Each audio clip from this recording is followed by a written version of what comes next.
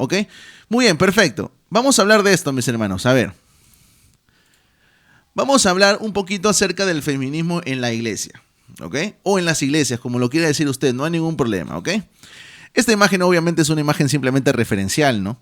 Así que no se alarmen, pero se van a ir dando cuenta, mis hermanos, conforme vayamos avanzando en el live, que este tema del pastorado femenino y demás cosas que hoy en día muchas personas ven normales en las congregaciones, no es algo normal, hermano. Hay todo un trasfondo, ¿ok? Así que vámonos comenzando el tema de hoy día. Y déjeme hacerle una pregunta para iniciar. ¿Cree usted que el feminismo se ha metido en las iglesias, sí o no? A ver, me responde usted por ahí en los comentarios para leer su opinión. ¿Cree usted que el feminismo se ha metido hoy día en las iglesias, sí o no? Ay. Bueno, mis hermanos, si vamos a comenzar hablando del feminismo en las iglesias, obviamente tenemos que entender de manera correcta qué es el feminismo, ¿ok? Así que paso a la siguiente imagen y les voy comentando lo siguiente, ¿ok? Tenemos que entender que el feminismo es un movimiento social, político y cultural que tiene como objetivo lograr la igualdad de derechos entre hombres y mujeres, ¿ok? Y lo pongo entre comillas, obviamente, porque sabemos que actualmente pues ya no es así, ¿no? Especialmente en contextos donde históricamente las mujeres han sido marginadas o discriminadas. No es un movimiento uniforme, eso hay que entenderlo, ¿ok? Sino que ha evolucionado a lo largo del tiempo en lo que se conoce como olas del feminismo, ¿ok? ¿Qué son las olas del feminismo, mis hermanos? Bueno, ahorita se va a enterar usted. Cada una con sus características, luchas y enfoques particulares, ¿ok? Así que cuando hablamos del movimiento feminista, estamos hablando de un movimiento que no es uniforme, que no ha sido uniforme y nunca será uniforme, sino que dependiendo la época, el año, las circunstancias, este movimiento va a ir teniendo ciertas características, ciertos motivos de su lucha y ciertos enfoques particulares, ¿ok? Entonces, rápidamente, para que los hermanos pues, puedan aprender un poquito más aquí también, tenemos que recordar, por ejemplo, lo que se conoce como la primera ola, ¿ok? En la primera ola, que se da a finales del siglo XVIII, principios del siglo XX, tenemos que entender que este movimiento, la primera ola, nace en Europa y en Estados Unidos en un contexto de grandes revoluciones francesas e industriales, ¿ok? Los hermanos que conocen un poquito más de historia, pues se recordarán un poquito más o menos ahí, ¿no? Donde las mujeres comienzan a cuestionar su falta de derechos civiles y políticos. Ahora, hasta este punto no hay nada de malo, por así decirlo, ¿no? Ahora, pero vamos a continuar en las diapositivas. ¿Qué es lo que demanda esta primera ola? Esta primera ola demanda lo siguiente: derecho a la educación, derecho a la propiedad y derecho al voto, que es lo que se conoce como el sufragio femenino, ¿ok? Resultado de esta primera ola, muchas mujeres consiguieron el derecho al voto en países occidentales en las primeras décadas del siglo XX. Ahora, quizá hasta este punto, pues usted diga, ok, hermano, bueno, no veo nada de malo, pues ahora las mujeres tenemos voz, podemos votar. Excelente, yo personalmente tampoco veo nada de malo, ¿no? Pero la cosa no se queda ahí. Ya que comenzó este movimiento novedoso, ¿no? con las mujeres, obviamente, conforme pasen los años, las demandas no van a ser las mismas. Y va a llegar lo que se conoce como la segunda ola, ¿ok? Y aquí quiero que usted preste mucha atención, porque es aquí cuando la cosa se comienza a podrir, ¿ok? Présteme mucha atención, mi hermano, porque es aquí donde la cosa se comienza a poner fea. La segunda ola del feminismo se da entre 1960 y 1980. Surge tras la Segunda Guerra Mundial en un contexto de derechos civiles, movimientos de liberación y mayor acceso a la educación, influenciada, mira hermano, mira, escucha, influenciada por el pensamiento marxista, existencialista y psicoanalítico. ¿Qué es lo que demandaba esta segunda ola? Lo siguiente. Si tú crees que lo que las feministas están pidiendo el día de hoy es algo novedoso, no, hermano, no es así. Lo que demandaba esta segunda ola era lo siguiente: igualdad en el trabajo y la educación, derechos a decidir sobre su propio cuerpo. Ahí se nombra, por ejemplo, el tema de los anticonceptivos para mujeres y el tema del aborto. Aquí comienza a sonar el aborto, hermano. Mi hermana, escúchame. El tema del aborto no es algo novedoso. No es una lucha que están queriendo tener hoy en día.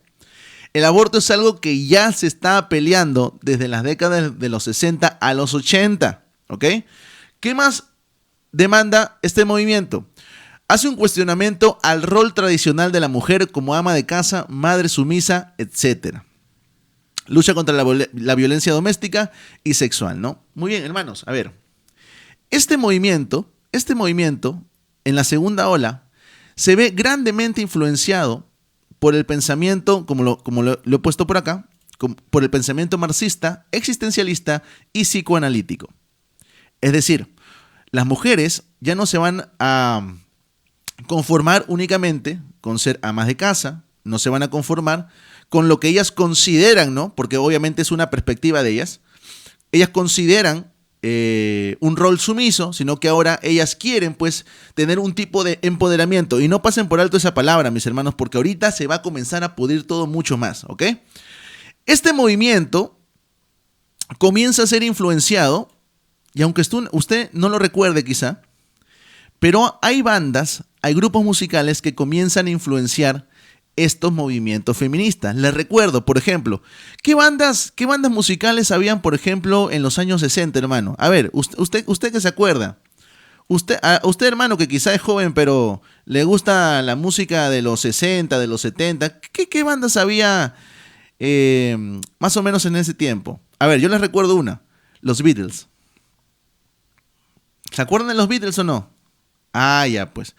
Los Beatles fue una banda que influenció muchísimo en lo que se consideró la libertad o la liberalidad sexual. ¿Ok?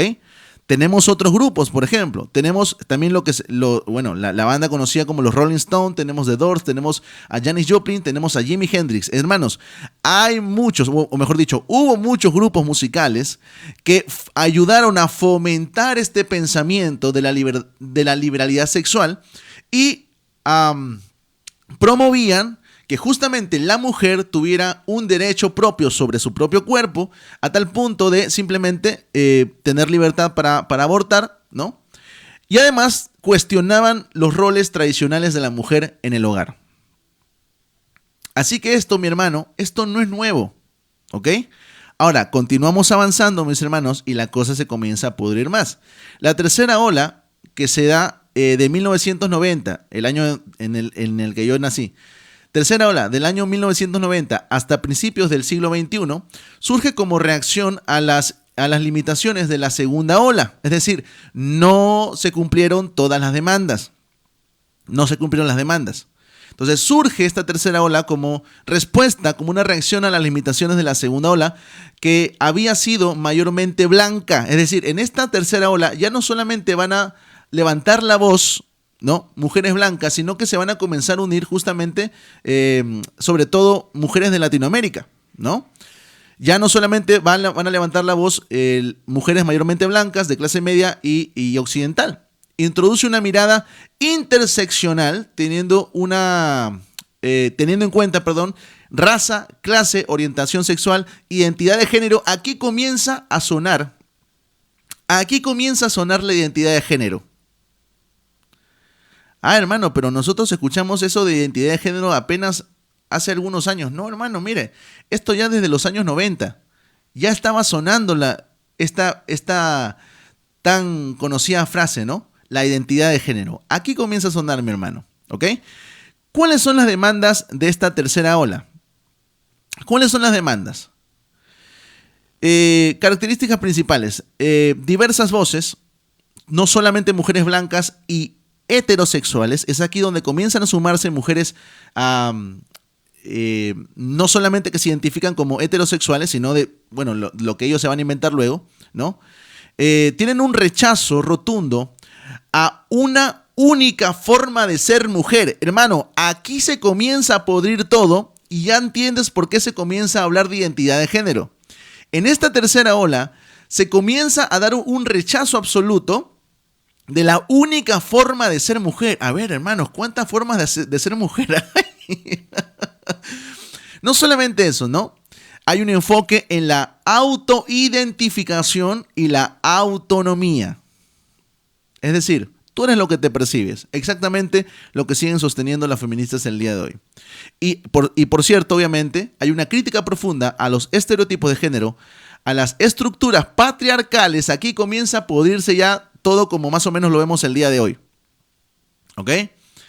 En todos los ámbitos, incluido el lenguaje, la religión y la sexualidad.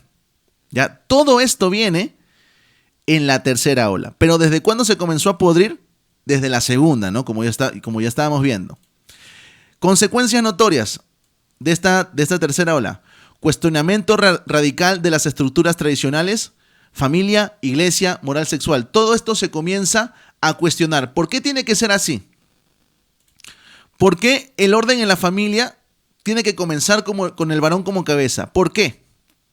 ¿Por qué en la iglesia tiene que ser el pastor y por qué no una pastora? Bueno, aquí justamente se comienza a cuestionar eso. Pues hermanos, nota lo que te estoy mostrando. En esta ola, que ya es resultado de la anterior, aquí con mucho más profundidad se comienza a cuestionar de manera radical las estructuras tradicionales. No, ellos no quieren ser tradicionalistas. Ellos quieren algo novedoso o querían algo novedoso, ¿no? Y se comienza a cuestionar las estructuras tradicionales de la familia, la iglesia y la moral sexual. Influencia directa en la política. Este movimiento tiene mucha influencia en la política, tiene mucha influencia en la educación, en el arte, en los medios de comunicación y también, y aquí, hermano, mira esto, hermano, porque en un momento te voy a mostrar algunas evidencias que tú te vas a quedar asombrado, te vas a querer arrancar los pelos de la axila, hermano. Este movimiento también tiene influencia en la teología y en las iglesias. Así como lo escuchas. Así como lo escuchas. Y en un momento más adelante vamos a leer, por ejemplo, algunas teólogas liberales para que te das cuenta las aberraciones que andan diciendo. ¿Ok? Pero antes de eso, vamos a comentar esto. La cuarta ola. Cuarta ola que se da desde el año 2012 hasta la actualidad. Es aquí donde tú comienzas a ver ya algo mucho más putrefacto todavía, ¿no? Si ya lo anterior era putrefacto, pues aquí ya la cosa ya comienza a oler asqueroso, ¿no? La cuarta ola del feminismo surge a partir del 2012 en un contexto de expansión global de las redes sociales, ¿ok? Esta ola comienza a tomar control de los medios de comunicación. Ya no solamente los canales de televisión, ya no solamente las entrevistas, no. Toma control de una manera global de las redes sociales, ¿ok? Porque en el 2012 se da el boom, ¿no?, de todas las redes sociales. Reacciones ante procesos de derechos adquiridos y una fuerte influencia de luchas interseccionales y decoloniales. Es decir, comienzan a cuestionar o comienzan a hacer paralelos entre las cuestiones que comienza a sufrir una mujer, por ejemplo, o que sufre una mujer, por ejemplo, en Estados Unidos, en Europa, con lo que puede sufrir una mujer, por ejemplo, en Latinoamérica. No son las mismas cosas que sufren, obviamente, ¿no? Y no solamente eso, sino que comienza, obviamente, o mejor dicho, continúa con la crítica a lo que ellos consideran como el patriarcado que está en el gobierno, ¿no? Y además exigen transformar las estructuras del poder desde una perspectiva más inclusiva, digital y colectiva. Todo esto es lo que nosotros vemos el día de hoy, mis hermanos. Consecuencias notorias. ¿Tenemos consecuencias de esta cuarta ola? Por supuesto, hermano. Excesiva judicialización o punitivismo. ¿Qué es esto, hermano? Hermano, ¿qué es la excesiva judicialización o punitivismo? Que hoy en día, mis hermanos, cuando una mujer te acusa, como créanme, yo he visto algunos casos de manera muy cercanos. Cuando una mujer te acusa,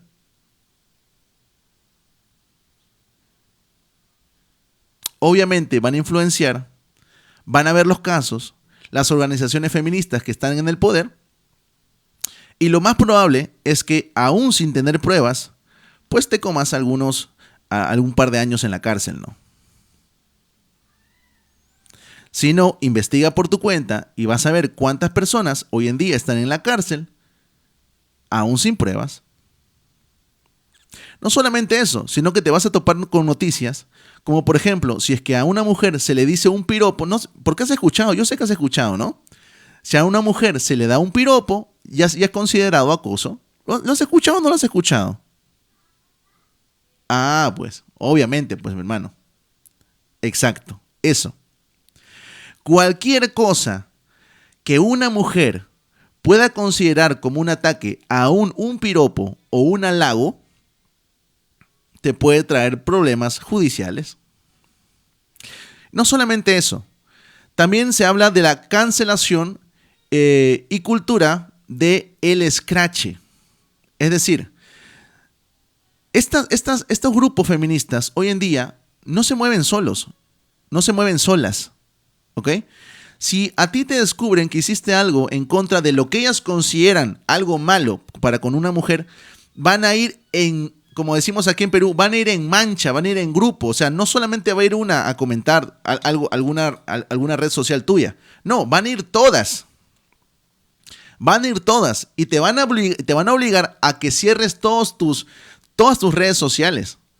Porque te van a atacar una y te van a atacar otra y te van a atacar otra y te van a colmar de comentarios que la única solución que tú vas a tener es cerrar tus redes sociales.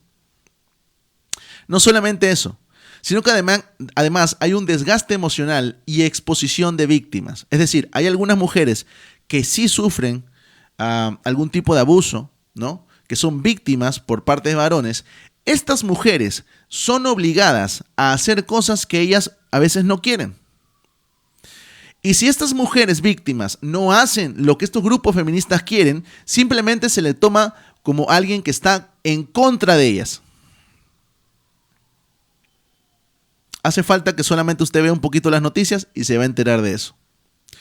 Y por último, una de las quizá peores cosas que ha provocado esta cuarta ola es el socavamiento de la masculinidad. Hermano, hoy en día, ser masculino para estos grupos es algo pecaminoso, es algo aberrante. Por eso te vas a topar con carteles de estas mujeres, como por ejemplo que dicen muerte al macho.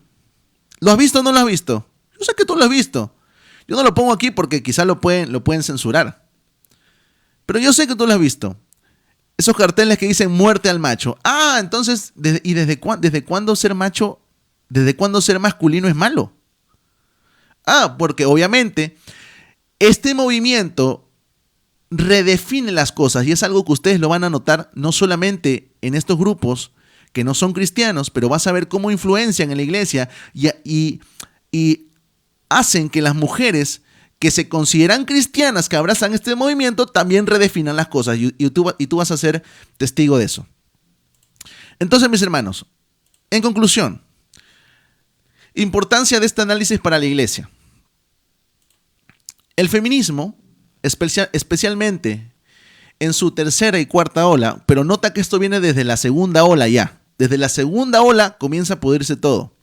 Pero especialmente en su tercera y cuarta ola, ya no lucha únicamente por derechos básicos o laborales. Eso entiéndanlo de una vez por todas, sino que busca redefinir identidades y estructuras sociales completas.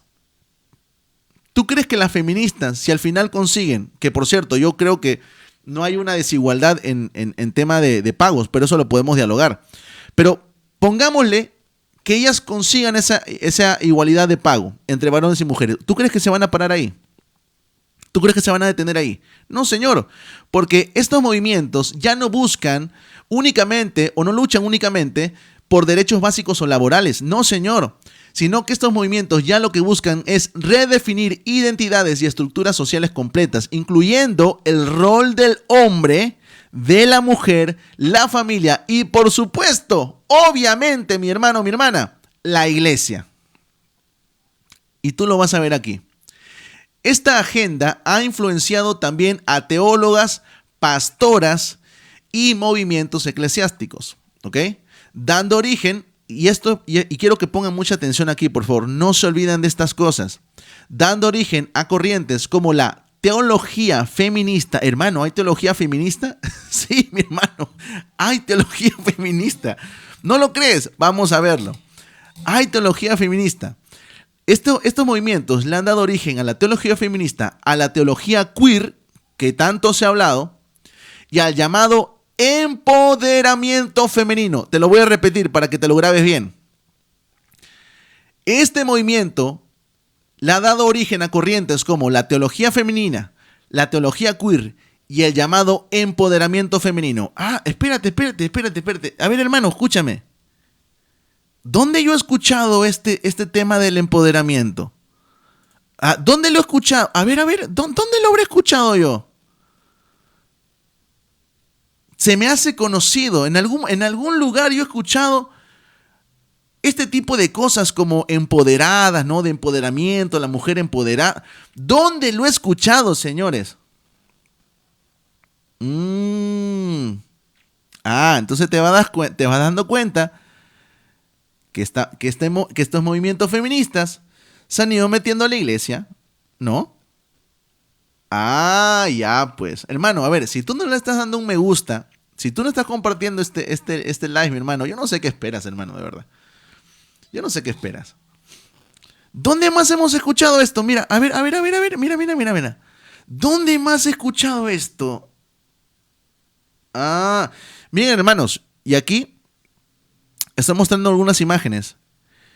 Y esta imagen, y esto lo digo con mucho cariño, porque yo considero, y voy a hablar a título personal, yo considero a los hermanos de la Iglesia Alianza Cristiana y Misionera, yo los considero hermanos, ¿ok?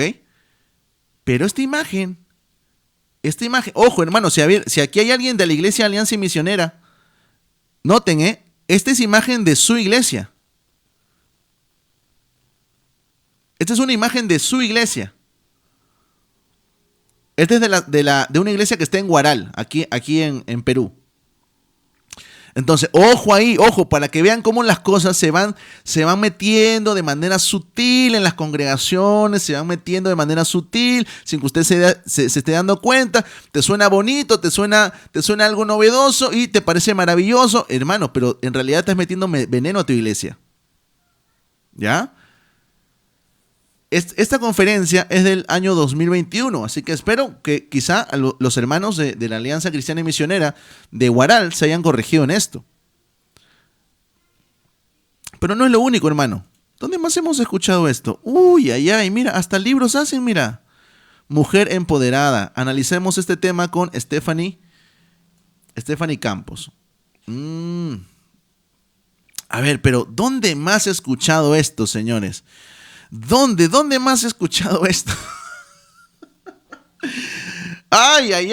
Salió tu pastora, señoras y señores. Mujer empoderada, pastora Yesenia Ten. Y por cierto, ¿no?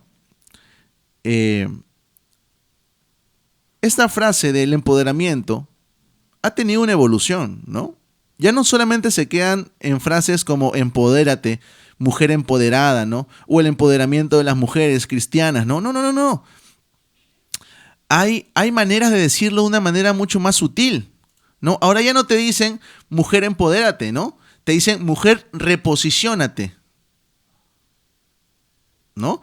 O hacen conferencias, ya no que se llamen mujer empoderada, sino que se llaman transformando mujeres para la conquista. Entonces, hermano, mira, nota desde ya que las iglesias dan una evidencia clara de una influencia del feminismo. Porque si tú no lo notas con esto, yo no sé entonces qué más vas a esperar. Yo no sé qué más vas a esperar. Entonces, comencemos a hablar ahora sí acerca del feminismo y su introducción gradual en la iglesia. ¿Qué les parece? Antoinette Brown, en 1853, se convirtió en la primera mujer ordenada como pastora en una iglesia congregacional de Estados Unidos. Anne Cernick, 1911, fue la primera mujer en ejercer como pastora cristiana en Holanda. Hilda Bence, 1953, fue la primera mujer ordenada como pastora en Uruguay, marcando un hito en Latinoamérica. Pregunta: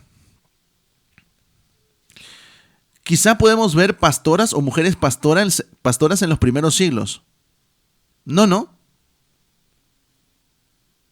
¿Usted ve pastoras o apóstolas en los primeros siglos? ¿Lo ve?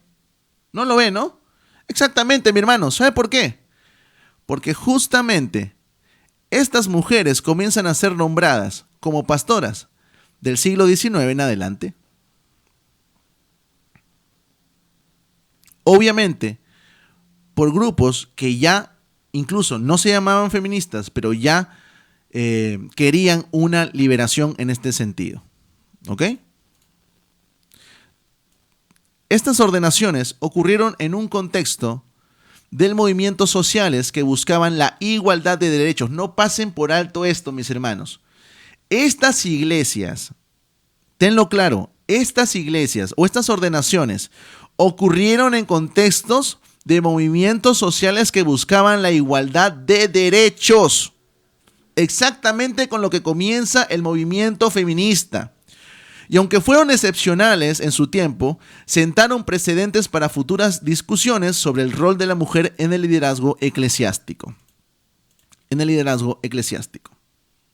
Mire, hermano, por ejemplo, si hablamos de Antoinette Brown, su ordenación fue inicialmente rechazada por la iglesia congregacionalista, ¿ya? Pero posteriormente se integró al unitarismo, una corriente progresista, racionalista y afín con el pensamiento feminista. ¿Quién es esta mujer que está aquí en pantalla? Que por cierto, ¿no? Era hermana de Selvin, ¿no? Por eso era unitaria. Ella se integró al movimiento del unitarismo. Arnie Cernick, primera mujer ordenada en los Países Bajos en 1911, dentro de una iglesia protestante liberal. Y esto que te quede claro. Esta mujercita, Anne Cernick, fue nombrada en una iglesia protestante liberal. Su iglesia era parte del movimiento menonita holandés, que ya tenía tradiciones igualitarias, no jerárquicas y pacifistas, ¿ok? Y por último, Hilda Bence, ordenada en 1969, ya en plena segunda ola del feminismo, en el marco de una iglesia influida por la teología de la liberación y el metodismo progresista. Entonces, señores, ¿tienen alguna duda de que las iglesias han sido influenciadas por el feminismo? Antoinette Brown y Arnie Cernick estuvieron en iglesias liberales. E Hilda Bence estuvo en una iglesia influenciada por la teología de la liberación y el metodismo progresista. Y esta última en plena segunda ola del feminismo. ¿Por qué no surgieron antes? A ver, señores, ¿por qué estas mujeres, si el pastorado femenino es validado por las escrituras, por qué estas mujeres pastoras no las vemos desde el primer siglo? ¿Por qué no las vemos desde el primer siglo? ¿Por qué no vemos pastoras? ¿Por qué no vemos apóstoles? Exactamente, mi hermano, lo que usted está pensando. Porque estas personas que se levantan como pastoras, mi hermano, mi hermana, surgen de iglesias progresistas y que incluso ya más adelante han abrazado teologías como la teología de la liberación y están en iglesias progresistas y liberales. Así es, mi hermano. Así es, mi hermano. Entonces, comentemos esto rápidamente. Surgimiento de la teología feminista. La teología feminista es una corriente teológica que revisa críticamente la tradición religiosa, las estructuras, la historia y las prácticas de la fe desde la perspectiva de las mujeres y otras identidades de géneros oprimidas. Esto huele asqueroso, hermano, de verdad. Esto apesta. Esto apesta. Con el objetivo de liberar al pensamiento religioso del patriarcado. Y presta atención aquí, mi hermano.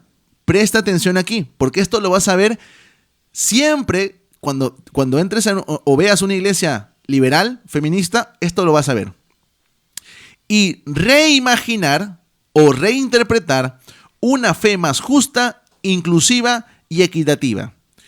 Este movimiento, este surgimiento de la teología feminista comienza a desarrollarse, comienza a darse con mucha más fuerza a partir de 1960 y de los años 60 y 70, ¿no? En paralelo, ojo, hermano, porque esto no es casualidad. Esto no es casualidad. A ver, hermano, si se te prende el foco, esto no es casualidad. ¿En qué año comienza a ya formarse la teología feminista? Comienza en los años 60 y 70, justamente cuando se está dando la segunda ola del feminismo. Esa ola que pedía una libertad sexual, esa ola que pedía, ¿no? Un derecho sobre su propio cuerpo, incluso para poder abortar, etcétera, etcétera, etcétera. Exactamente, en ese contexto es donde surge con fuerza la teología feminista. En paralelo, como bien lo comento ahí, en paralelo con la segunda ola del feminismo. Primero en países como Estados Unidos y Alemania, y luego en América Latina, África y Asia. Nace como una respuesta a siglos de invisibilización, subordinación y exclusión de las mujeres en la tradición religiosa, especialmente en el cristianismo. Híjole, hermano, esto se comenzó a pudrir. Esto se comenzó a podrir, hermano. Ahora te das cuenta, mi hermano o mi hermana, que esto no es algo nuevo. Esto no es algo nuevo, hermano. Y tú estás luchando con pastoras. Tú quieres luchar con algunas pastoras ahora en estos años. Por supuesto, tenemos que denunciar las falsas enseñanzas, ¿no? Pero a ver, hermano, es bien complicado, es bien difícil erradicar esto que ya comenzó hace muchísimos años atrás. Hay que ser honesto. ¿No me crees? Mira cómo influencia esta teología feminista en aquellas llamadas teólogas. Te lo presento. Uy, ay, ay. Tú dirás, uy, esa abuelita, ¿de dónde salió? Esa abuelita se parece a la abuelita que salía en Coraje, el perro cobarde, ¿no? Es una abuelita buena onda, ¿no? Lee. Representante de la teología feminista, Rosemary Radford Reuter, 1939 al 2022. Es decir, la señora ya estiró la pata, como se dice. Esta mujer era una teóloga católica estadounidense, considerada una de las fundadoras de la teología feminista. Abogó por la ordenación de mujeres y criticó las estructuras patriarcales dentro de la iglesia. Ahí tú ves uno de sus libros, ¿lo ves? Que dice Sexismo y lo que dice Dios, ¿no? Camino a la teología feminista. ¿Qué nos decía esta mujercita? ¿Qué nos decía esta mujercita? Si tú lees justamente esta obra que se llama Sexismo y lo que dice Dios, Camino a la teología feminista de 1983, te va a proponer lo siguiente. Ella propone lo siguiente.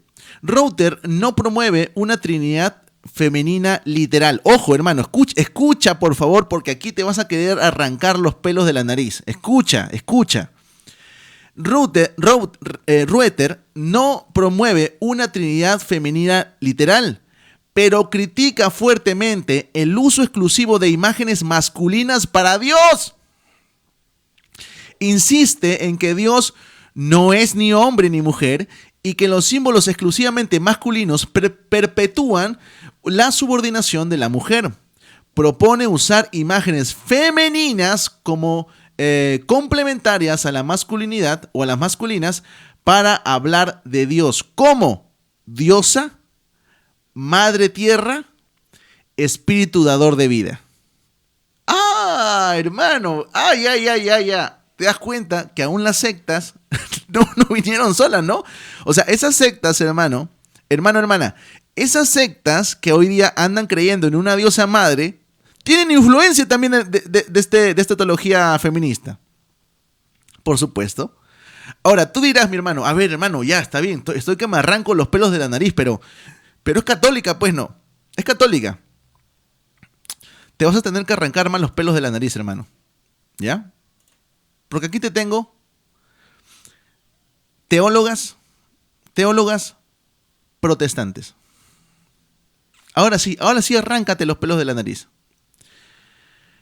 Letty M. Russell. Es que ese apellido ya da muy malos signos, ¿no? Letty M. Russell, que pertenecía a la Iglesia Presbiteriana de Estados Unidos.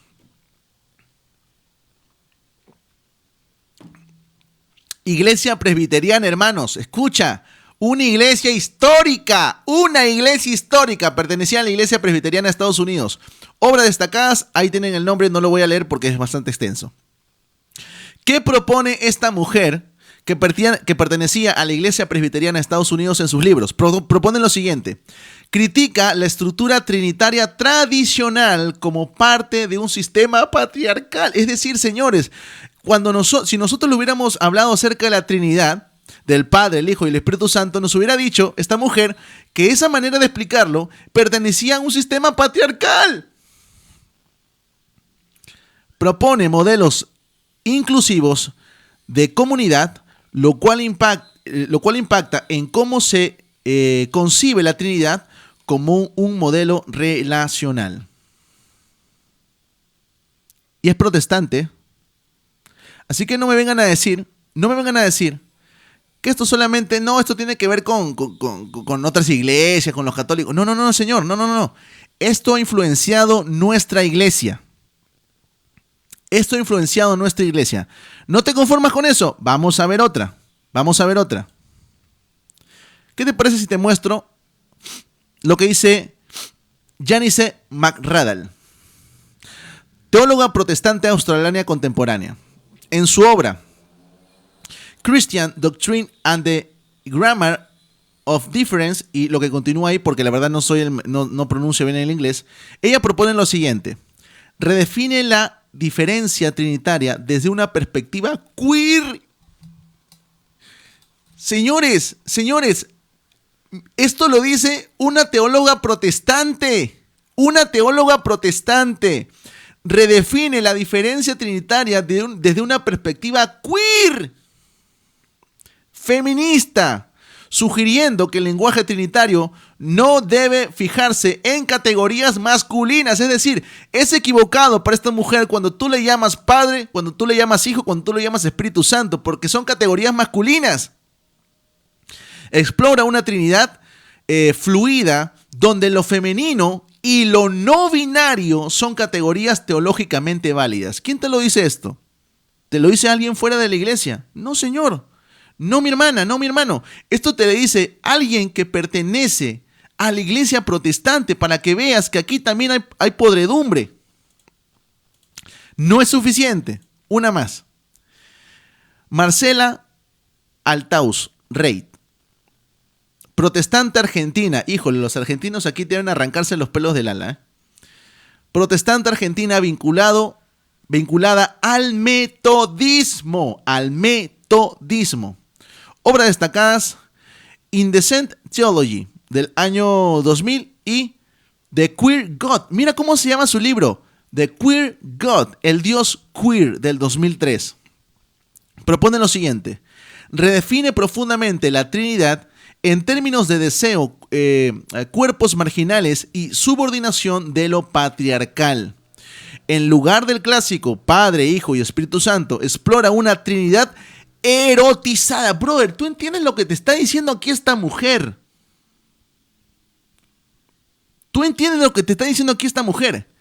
Esta mujer propone explorar la Trinidad como algo erotizado y queer, abierta a imágenes feministas, queer y no normativas.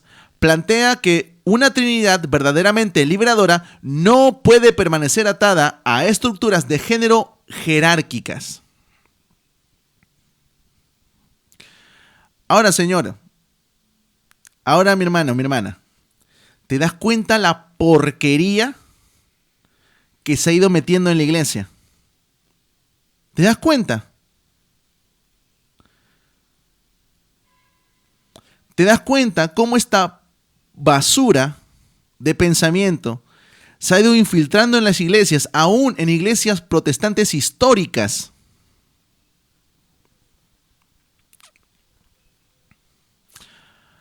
Ahora, nota esto.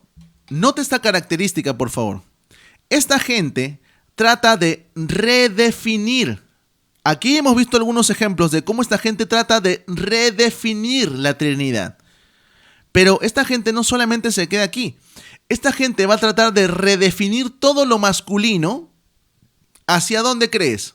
Obviamente hacia lo femenino, hacia lo queer, hacia todo lo contrario a eso que estas personas aborrecen,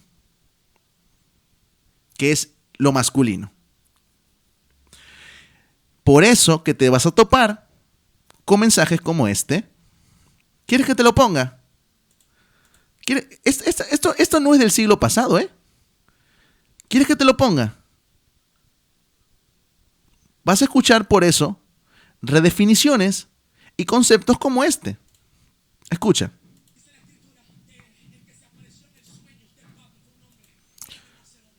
Ah, no se escucha, ¿no? A ver, déjeme lo pongo por aquí. Lo voy a poner mejor aquí. A ver, denme chance.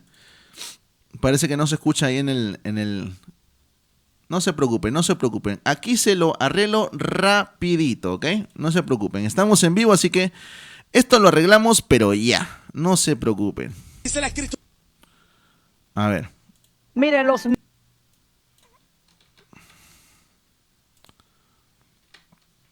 Muy bien, no se preocupe mi hermano o mi hermana, aquí se lo tengo igual todo listo y preparado. Muy bien, a ver, usted me dice si se escucha, ¿ya? Que el que se apareció en el sueño de Pablo fue un hombre y era de Macedonia. Ya, se escucha, ¿no? A ver, me dicen por ahí, ¿ya? ¿Se escucha? Ya, muy bien. Entonces, solamente para que no pierdan la hilación del tema. Esta gente redefine las cosas. Y por eso que van a escuchar cosas como esta.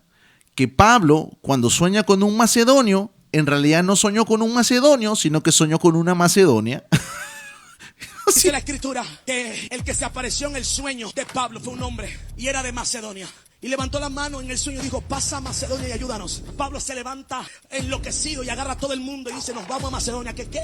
A Macedonia, pero ya no hay ni iglesia. Y a mí lo que me resulta impresionante es que en realidad Pablo no se iba a encontrar con un macedonio, sino con una Macedonia. ¿Escuchaste o no? ¿Escuchaste o no, mi hermano o mi hermana? Ah, entonces Pablo está equivocado, pues. Dios se equivocó, porque no era un macedonio, era una Macedonia. La palabra es rema para las mujeres. No era un macedonio, era una Macedonia. Pero como la estructura de Pablo estaba en contra de las mujeres. Escucha, hermano, despierta, hermano, despierta, hermano. ¿Qué acaba de decir esta mujer? Que la estructura de Pablo estaba en contra de las mujeres. Señor bendito, ¿qué está hablando esta mujer? ¿Te das cuenta de las cosas que está diciendo? ¿Te das cuenta? ¿Cuál es su protesta? Porque vamos a analizarlo bien, hermanos. ¿Cuál es su protesta? ¿Acaso no es la misma protesta que tienen las mujeres feministas? ¿No es la misma protesta que tienen estas teólogas que han abrazado la teología feminista? De que si dices esto de cierta manera, se ve algo influenciado por el patriarcado. Que no puedes someter esto únicamente a un pensamiento, lo que ellas consideran masculino, porque simplemente es algo equivocado. ¿No es la misma protesta? ¿No es el mismo reclamo de estas mujeres? Ahora esta mujer viene a decirnos que Pablo estaba en contra de las mujeres. Era una Macedonia, pero como la estructura de Pablo estaba en contra de las mujeres y Dios está levantando a las mujeres para que sean parte del avivamiento. Si le dice a Pablo que era una Macedonia, Pablo no iba a ir. Dios mío, de verdad, señores, de verdad. Entonces, si Dios le decía a Pablo que era una Macedonia, entonces Pablo no iba a ir. ¿Te das cuenta, hermano? ¿Te das cuenta? ¿Por qué? Porque Pablo siempre está a favor de los hombres, pues, ¿no? O sea, si el Señor le mostraba a Pablo que en realidad le iba a predicar a una Macedonia, entonces Pablo no hubiera ido, Pablo hubiera desobedecido, ¿no? No es que Pablo no decía, ¡ay de mí si no predico el evangelio! No, es que Pablo no decía eso, ¿no? A ver, señores, ojo, presten atención. Aquí esta mujer no solamente está mezclando, aquí no está mezclando. Aquí esta mujer no está sacando de contexto algo. Esta mujer está tergiversando. Y lo que es peor, añadiendo su pensamiento feminista a la escritura. Esta mujer está haciendo algo mucho peor que simplemente mezclar y no entender el contexto.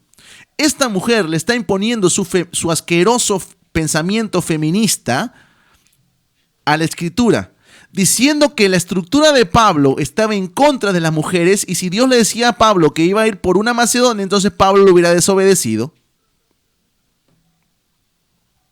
¡Qué barbaridad, señores, de verdad! ¡Qué barbaridad! Pero bueno, eso es justamente la consecuencia del feminismo en las iglesias, pues, señores. Y de repente llega el fin de semana. No había sinagoga, pero el Espíritu de Dios lo llevó a un lugar que era un río y encontró a 10 mujeres locas orando y ayunando. Y una de ellas se llamaba Lidia. ¿Te das cuenta cómo este tipo de mensajes, fomenta el emocionalismo en las mujeres? Y estas mujeres no se dan cuenta que les están predicando un evangelio falso. Estas mujeres, como están siendo exacerbadas en sus emociones, ¿no? Como se les está manipulando las emociones, estas mujeres realmente piensan que el Señor está respaldando lo que esta supuesta apóstol dice. Como estas mujeres están siendo manipuladas en sus emociones, piensan realmente que lo que ellas están sintiendo y lo que ellas están pensando es correcto a la luz de las Escrituras. De verdad, señores. Bendito sea el Señor. Vine a profetizarle a una Lidia que se va a encontrar con un Pablo y será impartida para el próximo avivamiento. Años después, el libro de Filipenses se establece porque una mujer llamada Lidia fue la avivadora de Filipenses. Dios se está levantando. No, señor, entonces, ¿saben qué? El libro de Filipenses no se escribe porque simplemente Dios quiere. Es decir, si usted está pensando que Filipenses se escribió porque Dios quería inspirar su palabra y quería dejar escrita su palabra, no es por eso, es por una mujer. Porque sin esa mujer entonces no se hubiera podido. A las mujeres, te bendigo, Emanuel, por creer en ellas. En la reforma antigua no se le permitía a las mujeres servir, ni ser ungida, ni mucho menos impartir. Y los primeros que se oponían al mover de Dios en las mujeres eran los propios hombres ungidos. Pero en la reforma, las mujeres son mías. Ellas la regaron en el Edén, pero la recogieron en el Calvario. ¿Dónde están las mujeres? La regamos en el Edén, pero la recogimos en el Calvario, porque traímos al mundo al Mesías, al dueño de la gloria. ¿Te das cuenta? ¿Te das cuenta, hermano? Puro feminismo. Puro y duro feminismo. Pero eso no es todo. Escucha esta señora. Miren, los machos masculinos varones, háganse así. En su oído, repeat, please. Entonces, el apóstol Pablo me está hablando ahí. Cuando tú escudriñas al apóstol Pablo, el apóstol Pablo está hablando de machismo. Y ni siquiera el apóstol Pablo está diciendo, Dios me dijo que la mujer no podía ministrar. El apóstol Pablo está hablando de manera implícita, no permito. Entonces, más para abajo dice, la justificación de su machismo. Usted acaba de escuchar, señor, a esta supuesta pastora, ¿no? Que lo que dice Pablo con respecto de no permitir a la mujer hablar en la congregación es por su supuesto machismo.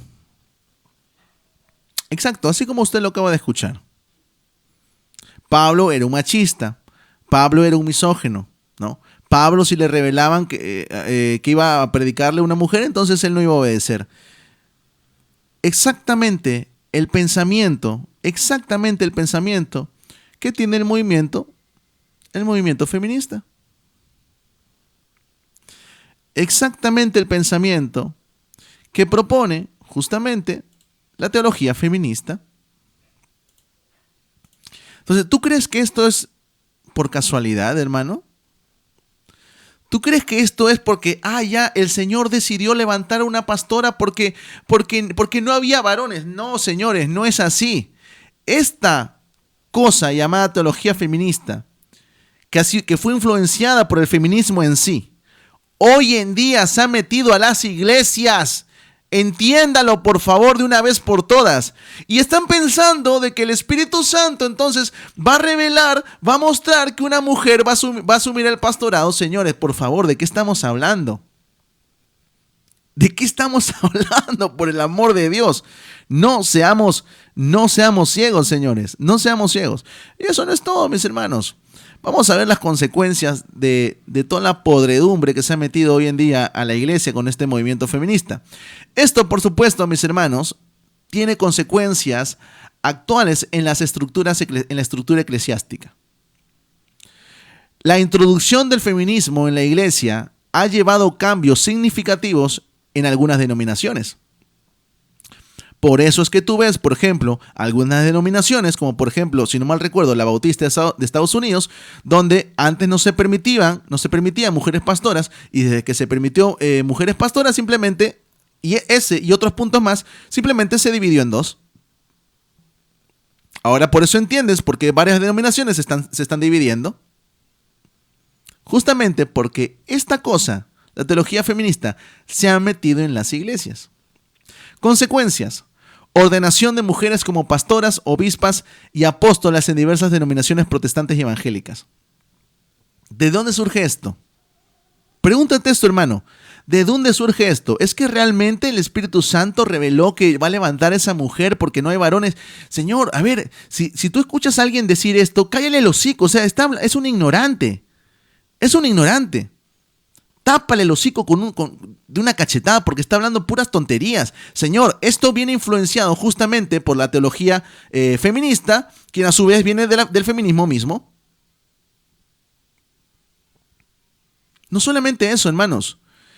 Esto tiene otra consecuencia también, que es la revisión de textos litúrgicos y doctrinales para utilizar un lenguaje inclusivo y no sexista.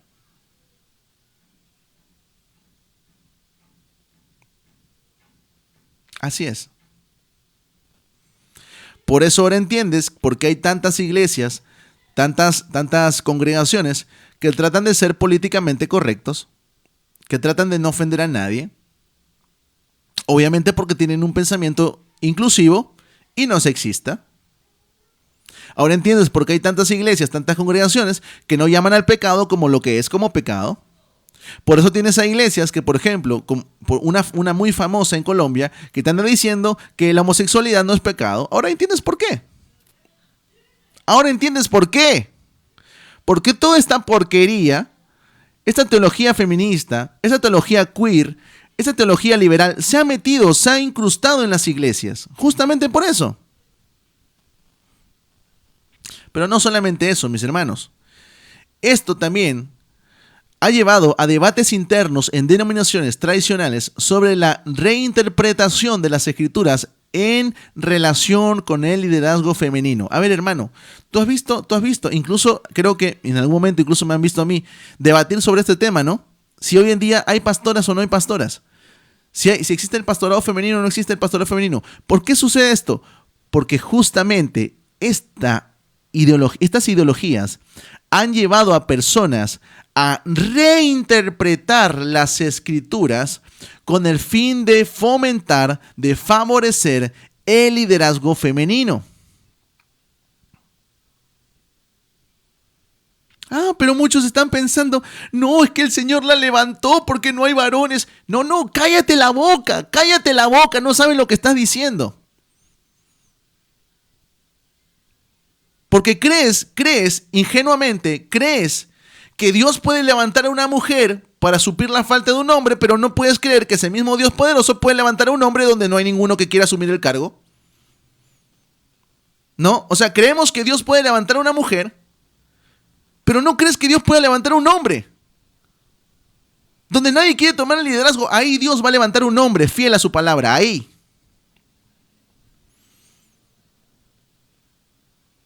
Estos cambios, mis hermanos, han generado tanto apoyo como controversia, reflejándose en las tensiones entre tradiciones y las demandas contemporáneas de igualdad de género. Hermanos, que de verdad, hermanos, mira, si tuviéramos todo el tiempo del mundo para desarrollar estos temas de una manera mucho más profunda, te vas a terminar de arrancar los pelos que te quedan, hermano. Porque apenas te estoy mostrando algunas cositas, hermano. Algunas cositas, quizás lo que podemos ver de manera superficial.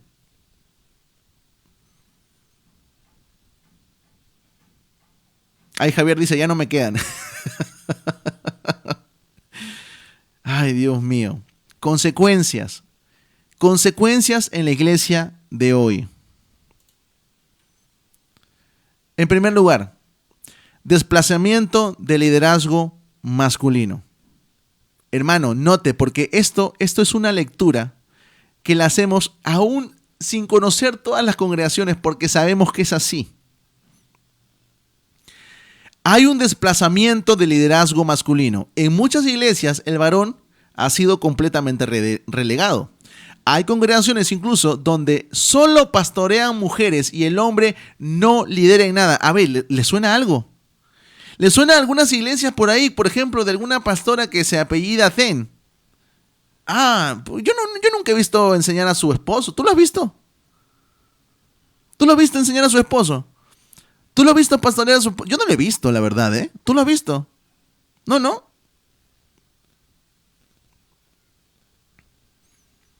Hermanos, a mí nadie me va a venir a contar, que no puede ser así. Señores, yo conozco.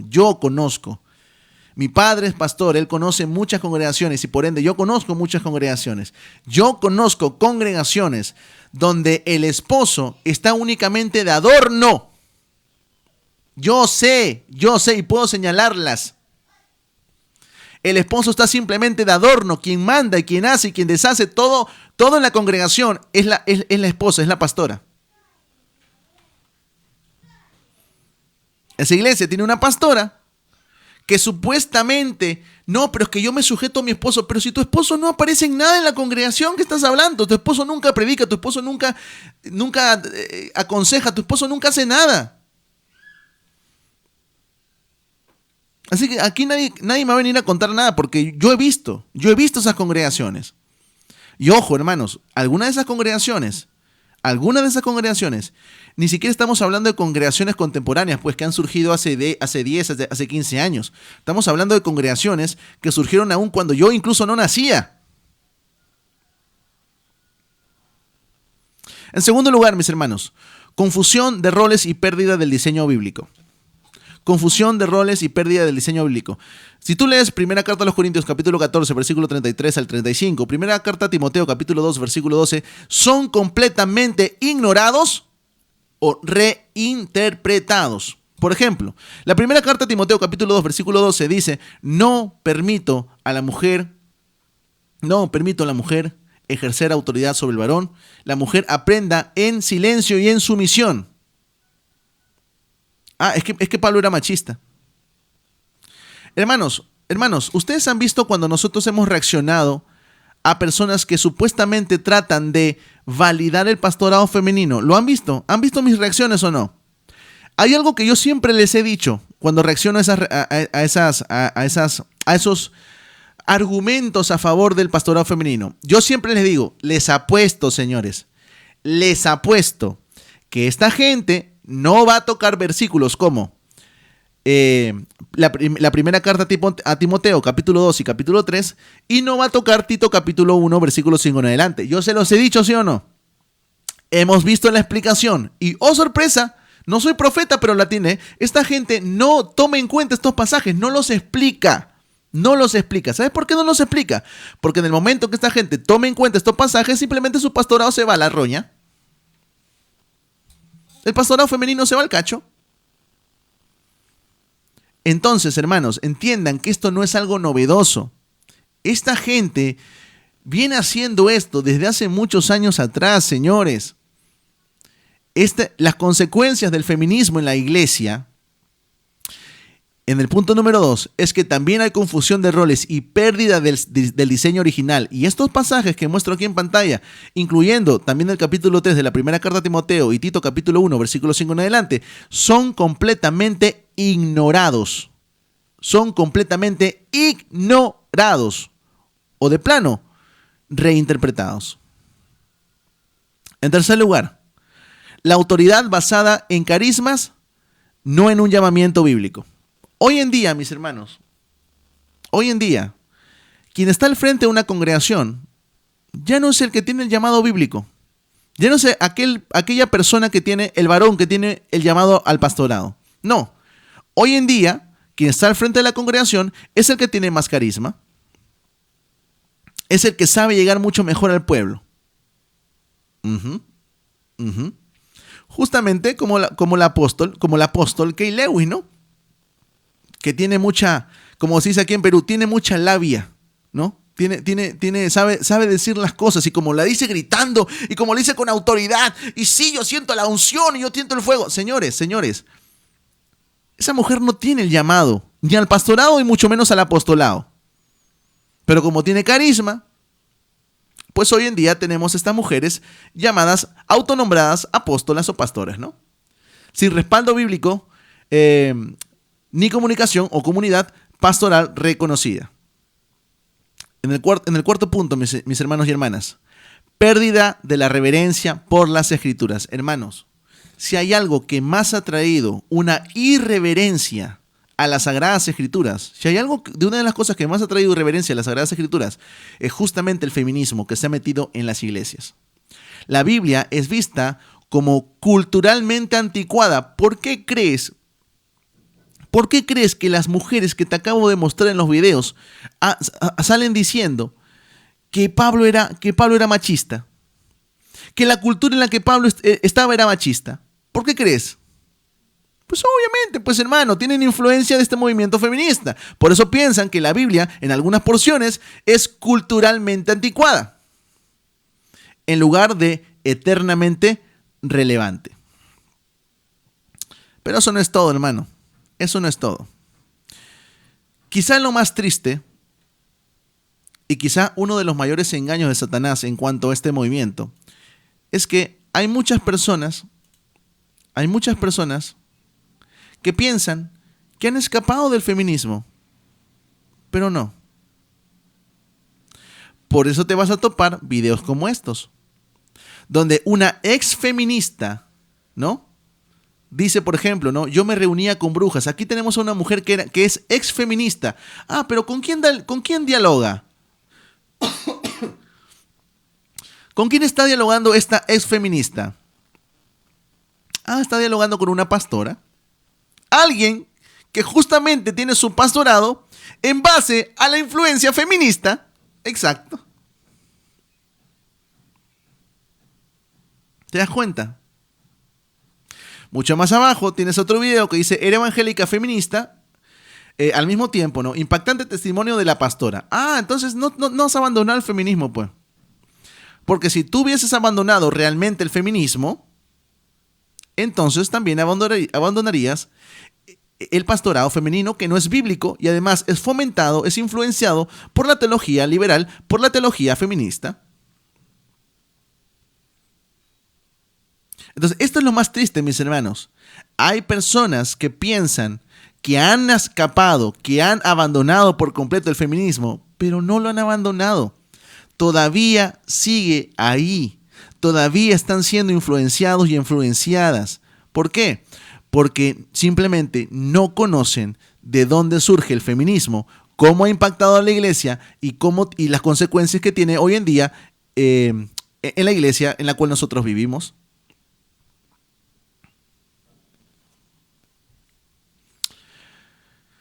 Por aquí, Montse Rojas dice, también Juan Carlos Jarrín abraza esa teología. Claro, por supuesto. Por supuesto. Todos aquellos que fomentan el pastorado femenino, el apostolado femenino, han abrazado esas teologías. Señores, nos damos cuenta de cuánto ha influenciado el feminismo a la iglesia el día de hoy, ¿sí o no? A ver, comenten por ahí, mis hermanos. Comenten, pongan ahí en los comentarios. Ahora usted sabe cuánto ha influenciado. Esto no viene de ahora, mis hermanos. Esto no viene de ahora. Esto viene de muchísimos años atrás. Pero nosotros pensamos, o mejor dicho, algunas personas piensan, ay, que la pastora, el Espíritu Santo la ha escogido para que lidere en lugar de un varón. Cállate la boca, no sabes lo que estás hablando.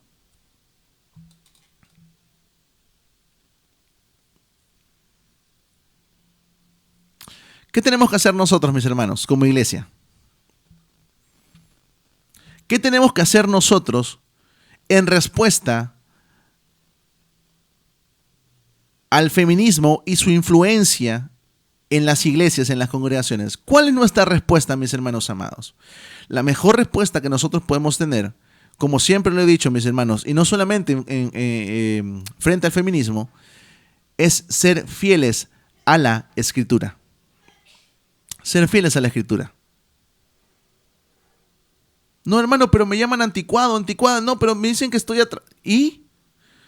Hermano, pero me llaman retrógrado, me llaman, no sé, cavernícola. ¿Y ahí? ¿Y?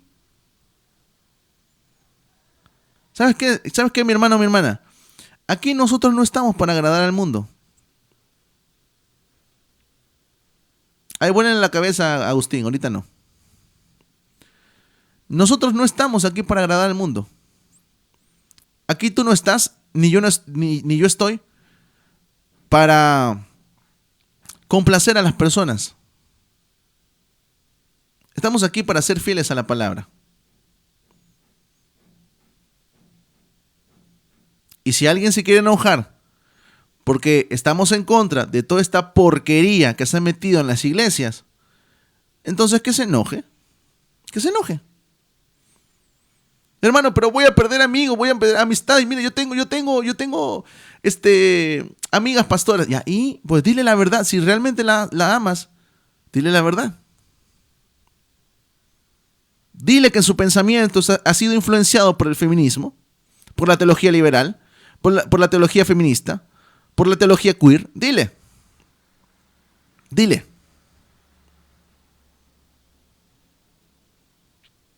Y por supuesto, orar. Pedirle al Señor que nos ayude en esta batalla.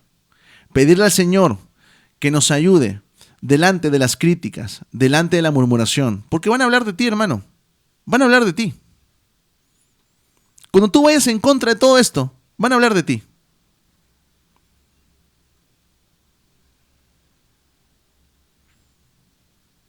Así que ya saben, mis hermanos, ahora conocen realmente, y créanme, como les acabo de decir, han visto apenas quizás las cosas más superficiales de cómo ha influenciado el feminismo, porque no hemos hablado, hermanos, miren, escúchame, no hemos hablado de las iglesias que ya han abrazado abiertamente la teología queer. No hemos hablado de eso. No hemos hablado de las iglesias que ya abiertamente aceptan como algo válido delante de Dios las uniones homosexuales. No hemos hablado de lo peor todavía. Todavía no. Pero todo esto viene junto. Así que si quieres un próximo programa donde hablemos específicamente de la teología queer y la influencia en las iglesias, pues coméntame, déjame tu comentario aquí en el chat. Porque si con esto ya viste que se está pudriendo todo, pues con lo otro ya hermano, ya mejor vámonos para la roña ya. De verdad. Porque no hay nada más que hacer. Cuando yo veo cosas como esto, mi hermano, mi hermana. Cuando yo veo cosas como esto. Sí, Abby. Sí, vuélale. Cuando yo veo cosas como estas. Y la influencia del feminismo liberal. Y la influencia de la teología queer en las congregaciones. Yo digo, ¿sabes qué, Señor? Señor Jesús, ven ya. Señor Jesús, ven ya. Ven ya, Señor. Ven ya. Esto se está pudriendo, Señor. Ven ya.